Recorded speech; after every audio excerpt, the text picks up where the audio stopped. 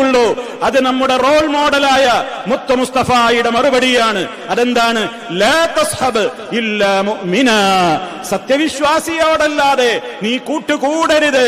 നിന്റെ ഉറ്റമിത്രം, നിന്റെ close friend, നിന്റെ ഏറ്റവും കൂടുതൽ ചങ്ക് അത് വിശ്വാസിയായിരിക്കണം. അതാണല്ലോ ഈ കാലത്ത് പ്രയോഗം. അവനെന്റെ ചങ്കാണ്, അവനെ ഞങ്ങൾ ചങ്കുകളാണ് എന്നൊക്കെ പറയുന്ന ആ ചങ്കുകൾ വിശ്വാസിയായിരിക്കണം എന്നാണ് ഇസ്ലാമിന്റെ കൃത്യമായ നിയമം.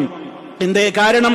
അവനിൽ നിന്നേ ഈ പറയുന്ന നല്ല ഗുണങ്ങളൊക്കെ ഉണ്ടാവുകയുള്ളൂ. അതിനപ്പുറമുള്ള കാര്യങ്ങളിലേക്ക് പോയാൽ വളരെ കൃത്യമായി തന്നെ ദീനിയായ നല്ല നിലവാരം പുലർത്തുന്ന, ബുദ്ധിപരമായി നല്ല വളർച്ചയുള്ള, നല്ല ചിന്താശേഷിയുള്ള നീ അവനുമായി അടുത്താൽ അവനൊരിക്കലും നിനക്ക് നീരസമോ മടുപ്പോ ഉണ്ടാക്കുകയില്ല.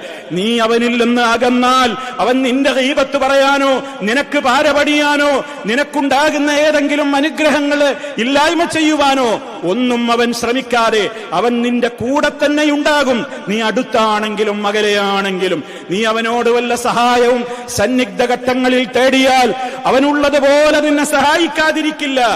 അവൻ ഒരിക്കലും നിന്നെ കൈവടിയുകയില്ല.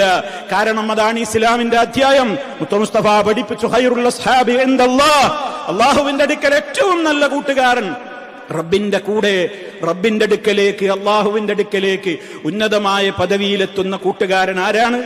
ഖൈറുഹും ലിസാഹിബിഹി, തന്റെ കൂട്ടുകാരനോട് ഏറ്റവും മെച്ചപ്പെട്ട നിലക്ക് വർത്തിക്കുന്നവനാണ്.